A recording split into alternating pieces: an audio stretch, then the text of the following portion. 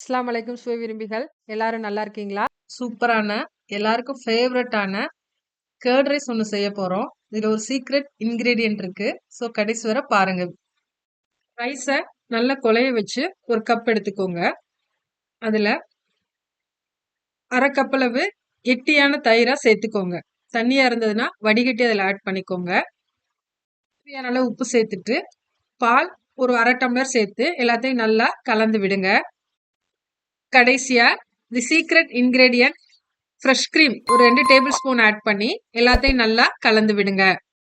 Pan அடுப்புல வச்சு கொஞ்சமா எண்ணெய் சேர்த்து கடுகு உளுந்து கருவேப்பிலை காஞ்ச மிளகாய் கொஞ்சமா மாங்காய் சேர்த்து தாளிச்சு இந்த கர்ட் ரைஸ் மேல சேர்த்துக்கோங்க. இப்ப நமக்கு கர்ட் ரைஸ் நல்ல டேஸ்டா ரெடி ஆயிருச்சு. என்னோட சேனலை மறக்காம சப்ஸ்கிரைப் பண்ணுங்க, சப்போர்ட் பண்ணுங்க. தேங்க்யூ.